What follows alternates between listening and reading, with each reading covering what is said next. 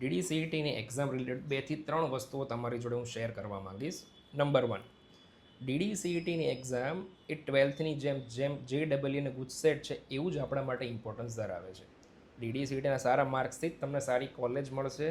તો આપણે બેટર કે પહેલાંથી જ એલર્ટ થઈ જઈએ, 5th સેમથી જ પ્રિપેરેશન સ્ટાર્ટ કરી દઈએ, એક પ્રોપર મૂડમાં આવી જઈએ અને આપણું રિઝલ્ટ સારું બને એવા ટ્રાય કરવા માટે સારી મહેનત સ્ટાર્ટ કરી દઈએ. નંબર બીજો પોઈન્ટ છે ગુજરાતી ઇંગ્લિશ મીડિયમનો પ્રશ્ન. ગુજરાતી મીડિયમમાં જે પ્રિપેર કરી રહ્યા છે સ્ટુડન્ટ, એને DDCETમાં સોફ્ટ સ્કિલનું પોર્શન બી એટેમ્પ કરવાનો છે. તો હવે સોફ્ટ સ્કિલમાં શું થશે, તમારે ઇંગ્લિશ છે આખું, તો ગુજરાતીની પ્રિપેરેશન સામે ઇંગ્લિશ આવવાનું તો છે જ, તો તમને ત્યાં ઇસ્યુ ક્રિએટ કરશે અને મેરિટ તમારું ટોટલ એટલું નહીં બને. બધા સ્ટુડન્ટ માટે નહીં, પણ મોટાભાગના સ્ટુડન્ટને આ વસ્તુ અફેક્ટ થાય છે. તો બેટર કે આપણી પાસે 1 વર્ષનો ટાઈમ હોય તો ઇંગ્લિશમાં જ આ વસ્તુને પ્રિપેર કરવી. બરાબર છે. નંબર ત્રીજો પોઈન્ટ, કોચિંગ ક્લાસીસ.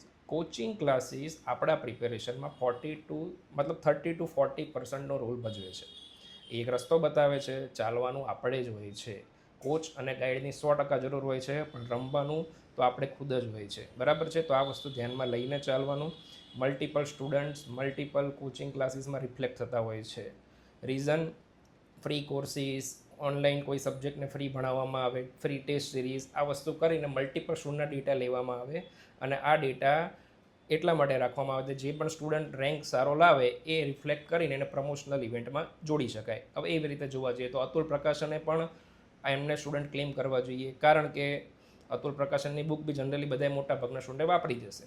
એટલે આ વસ્તુ ધ્યાનમાં ના લેતા આપણે આપણા મોડમાં આવી જવાનું. તૈયારી વિઝન 2027નું DDCET અત્યારે છે, તો ડેઇલી ટાઈમ ટેબલ બનાવો, અપડેટ થઈ જાઓ અને પ્રોપર પ્રિપેરેશન સ્ટાર્ટ કરી દો. 5th સેમ આપણું સ્ટાર્ટ થશે એટલે એ પણ અફેક્ટ ના થાય આપણા માટે, એ પણ જરૂરી છે.